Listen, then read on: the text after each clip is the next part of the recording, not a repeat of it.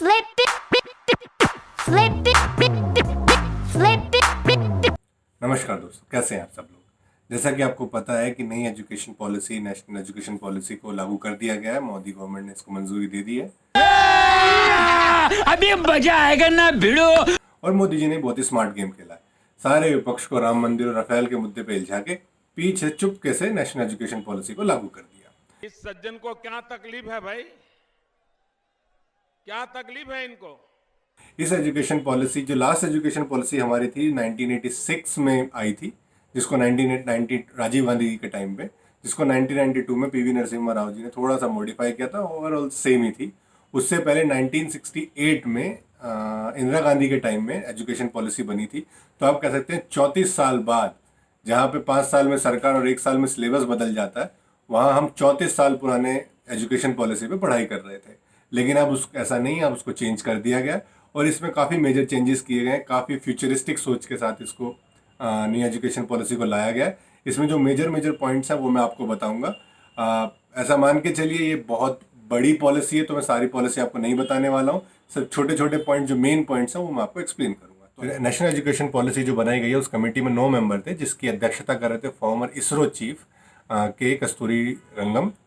तो जिन लोगों को ये समस्या रहती है कि पढ़े लिखे लोग नहीं होते हैं कमेटी में, तो उनको बता दूं कि वो फॉर्मर इसरो चीफ थे, साइंटिस्ट हैं, जिन्होंने हमारी नई एजुकेशन पॉलिसी की जो कमेटी है उसको हेड किया है। और भी काफ़ी अच्छे प्रोफेसर्स लोग हैं जो हमारी इस 9 मेंबर कमेटी में थे, जिन्होंने नेशनल एजुकेशन पॉलिसी बनाई है और इसका जो ड्राफ्ट तैयार किया है।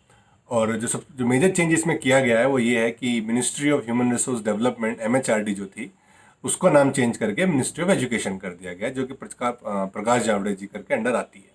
सो इसका नाम बदल के मिनिस्ट्री ऑफ एजुकेशन कर दिया गया। मुझे ऐसा लगता है कि ये योगी जी से इंस्पायर है। इस सज्जन को क्या तकलीफ है भाई? क्या तकलीफ है इनको? क्योंकि नाम बदलने का जितना एक्सपीरियंस योगी जी को, उतना तो शायद किसी को भी होगा। और दूसरा जो सबसे बड़ा इसमें पॉइंट इसमें कहा गया है वो ये है कि GDP का 6% एजुकेशन पे खर्च किया जाएगा, जिसकी डिमांड काफ़ी टाइम से चल रही थी और 2014 के मैनिफेस्टो में भी ये बात बीजेपी ने लिखी थी। और तीसरा जो मेजर चेंजेस इसमें किया गया है वो ये है कि 10+2 का जो हमारा पुराना फॉर्मेट है उसको चेंज करके अब 5+3+3+4 का न्यू फॉर्मेट लाया गया। इसको एक होलिस्टिक अप्रोच देने की कोशिश की गई है। 5+ में जो प्राइमरी एजुकेशन होती है, बच्चे जो होते हैं, उसमें प्ले स्कूल को भी इंक्लूड कर दिया गया है। प्ले स्कूल की जो एजुकेशन होती है उसको भी एक एजुकेशन लेवल पे ला दिया गया है।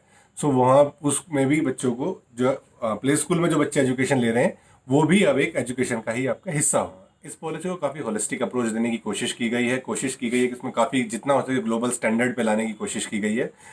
इसमें एकेडमिक, वोकेशनल और एक्स्ट्रा करिकुलर एक्टिविटीज़ को तीनों को बराबर इंपॉर्टेंस दी गई है। इसमें कोशिश की गई है कि बच्चा छोटी उम्र से, क्लास 6 से ही जिस भी स्किल में वो अच्छा है, जो भी स्किल वो चाहे उसको सीख सके, उसको डेवलप कर सके, ताकि जब वो फ्यूचर में आगे बाहर जाएगा तो आने वाले चैलेंजेस के लिए तैयार रहे। और ऐसा देखा गया कि बहुत सारे बच्चे हैं जो 12th के बाद अपनी एजुकेशन पूरी नहीं कर पाते हैं, तो उन बच्चों के लिए वोकेशनल कोर्सेज जो वो कराए जाएंगे, उन वोकेशनल कोर्सेज को यूज़ करके बच्चे अपनी जीविका कमा सकते हैं। और ज़्यादातर देखा गया कि पैसों की तंगी के कारण कुछ बच्चे एजुकेशन नहीं ले पाते हैं, 12th के बाद कंटिन्यू नहीं कर पाते हैं, तो उन बच्चों के लिए बहुत ही अच्छा फैसला है, उनको कि वोकेशनल ट्रेनिंग भी दिलाई जाएगी। ऐसा कहा जाता है कि जो भारत में जो इंडियन एजुकेशन सिस्टम से जो बच्चे निकलते हैं वो एम्प्लॉयबल नहीं होते, तो उसी एक धारणा को चेंज करने के लिए ये स्टेप लिया गया है। क्लास 6 से ही अब कोडिंग भी सिखाई जाएगी बच्चों को, जो कि मुझे लगता है बहुत ही अच्छा स्टेप है, क्योंकि चाइना में ऐसा किया जाता है और चाइना के आज आप देख ही सकते हैं उनके बच्चों का जो डेवलपमेंट है वो कितना अच्छा होता है। तो आप क्लास 6 से ही बच्चों को कोडिंग भी सिखाई जाएगी और टेक्निकल स्किल्स भी दी जाएगी और स्टार्टिंग की जाएगी। ऐसा बहुत बार देखा गया कि जो बच्चे स्कूल में एजुकेशन जो पढ़ाई करते हैं, आगे जाके वो उस लाइन में फ्यूचर नहीं बनाते हैं। ऐसा बहुत सारे इंजीनियर्स के साथ होता है कि उन्होंने स्कूल में कंप्यूटर साइंस ली, मार्क्स अच्छे नहीं आए तो बीटेक इलेक्ट्रिकल में या मैकेनिकल में करनी पड़ रही है और फिर वो MBA करके किसी बैंक में नौकरी कर रहे हैं। तो जो स्टडी आपने स्कूल में की थी उसका आगे कोई यूज़ नहीं है। मुझे आज तक समझ में नहीं आया कि A+B² का फॉर्मूला कहाँ यूज़ होता है। अब स्कूल में मार के टीचर ने हमें सिखाया, लेकिन यूज़ कहाँ करना है नहीं पता। पानीपत की लड़ाइयों की डेट याद कर कर के रातें ख़राब करी हैं मैंने, उनको कहाँ यूज़ करना है, कहाँ यूज़ हो रही हैं, किसी को नहीं पता। भाई आपको पता तो मुझे कमेंट बॉक्स में ज़रूर बताइएगा कि ये चीज़ें कहाँ यूज़ की जाती हैं। सो अब इस एजुकेशन पॉलिसी के अकॉर्डिंग आप अपनी पसंद के सब्जेक्ट चुन सकते हैं। जो मेजर सेग्रीगेशन होता था 10th के बाद कि कोई कॉमर्स में जा रहा है, कोई साइंस में जा रहा है, कोई बायो ले लेता है, कोई ह्यूमैनिटीज़ में रहता है, तो उसको ख़त्म कर दिया गया है या ख़त्म हो जाएगा। उसमें अब ऐसा रहेगा कि आप फिज़िक्स पढ़ रहे हैं और साथ में अगर आप चाहें तो साइकोलॉजी का कोई सब्जेक्ट भी ले सकते हैं और आप अपनी पसंद से कोई नया सब्जेक्ट भी चुन सकते हैं। ऐसा नहीं है कि अगर आपने आर्ट्स में लिए तो आप फिज़िक्स नहीं पढ़ सकते हैं, बायो नहीं पढ़ सकते हैं, मैथ्स नहीं पढ़ सकते हैं। अब आप अपनी पसंद से, अपनी चॉइस के हिसाब से अपना करिकुलम डिज़ाइन कर सकते हैं, जो कि मुझे लगता है ग्लोबली ऐसा होता है। मुझे लगता है कि ग्लोबल लेवल पे ले जाने के लिए हमारे एजुकेशन सिस्टम को ये बहुत ही अच्छा स्टेप गवर्नमेंट ने लिया है। सबसे मेजर पॉइंट जो इसमें किया गया है, जो मुझे ऐसा लगता है, वो ये है कि क्लास 5th तक बच्चे अपनी मदर टंग में पढ़ सकेंगे। और ऐसा साइंस भी कहता है कि बच्चों को जो अपनी मदर टंग में बात बोली जाती है वो अच्छी तरह से समझ में आती है।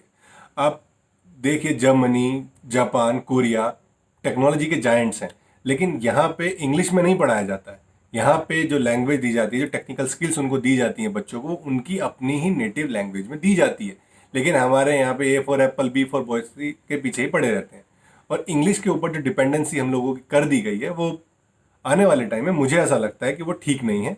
सो ये एक सराहनीय स्टेप है गवर्नमेंट का कि क्लास 5th तक बच्चे अपनी मातृभाषा में सीख सकेंगे और इसको आगे भी चाहें तो कंटिन्यू कर सकते हैं। एक जो मेजर स्टेप इसमें लिया गया वो ये है कि संस्कृत को प्रमोट किया जाएगा। जी हाँ, हिंदी को नहीं, संस्कृत को प्रमोट किया जाएगा हायर एजुकेशन में। अगर आप चाहें तो संस्कृत को साथ में फिजिक्स के साथ पढ़ सकते हैं, मैनेजमेंट के किसी कोर्सेज के साथ संस्कृत को ले सकते हैं। उसके लिए एक यूनिवर्सिटीज़ बनाई जाएंगी, ट्रांसलेशन के लिए सेंटर्स बनाए जाएंगे, क्योंकि जितना भी हमारा प्राचीन ज्ञान है, जितने भी ग्रंथ हैं, वो सब संस्कृत में लिखा गया है। और अगर ऐसा हो जाता है कि हम संस्कृत, जिसका जो पढ़ना चाहता है, अगर वो संस्कृत अपने मन से पढ़ सकता है, तो बहुत ही अच्छा स्टेप होगा ये। एक स्टेप इसमें ये लिया गया है कि अब एमफिल को डिसकंटिन्यू कर दिया जाएगा। जी, पोस्ट ग्रेजुएशन के बाद आपको 2 साल की एमफिल करनी पड़ती थी, उसके बाद आप डिसाइड करते थे कि आपको पीएचडी करनी है कि नहीं है। लेकिन अब एमफिल को हटा दिया गया। पोस्ट ग्रेजुएशन में ही रिसर्च को इंक्लूड किया जाएगा, जिसके लिए नेशनल रिसर्च फाउंडेशन बनाई जाएगी और कोशिश की जाएगी कि बच्चे को जो हायर एजुकेशन, जो पोस्ट ग्रेजुएशन वो कर रहा है, उसी में ही रिसर्च से उसको रूबरू करा दिया जाए, ताकि पोस्ट ग्रेजुएशन के बाद बच्चा जो चाहता है वो डायरेक्ट पीएचडी कर सकता है। आईआईटी और आईआईएम की तर्ज पे हायर एजुकेशन की यूनिवर्सिटीज़ बनाई जाएंगी, जिसमें मल्टी डिसिप्लिनरी एजुकेशन उनको दी जाएगी बच्चों को। तो उसी लेवल की यूनिवर्सिटीज़ को सेटअप करने की बात इस पॉलिसी में कही गई है। एक जो मेजर स्टेप इसमें लिया गया वो ये है कि 5+3+3+4 का जो फॉर्मेट लाया जाएगा, उसमें बहुत बार ऐसा होता है कि बच्चे अपनी पढ़ाई छोड़ देते हैं, पढ़ाई पूरी नहीं कर पाते हैं। तो उसमें कॉलेज डिग्री के टाइम पर ये होगा कि अगर आपने 1 साल का कोर्स पूरा किया है तो आपको सर्टिफिकेट मिलेगा, 2 साल का पूरा कर लिया है तो आपको डिप्लोमा मिलेगा, और 3 से 4 साल में आप डिग्री ले सकते हैं। ऐसा नहीं है कि अगर आपने पूरा कोर्स पूरा नहीं किया तो आपकी सारी एजुकेशन खराब हो जाएगी, ऐसा नहीं होगा।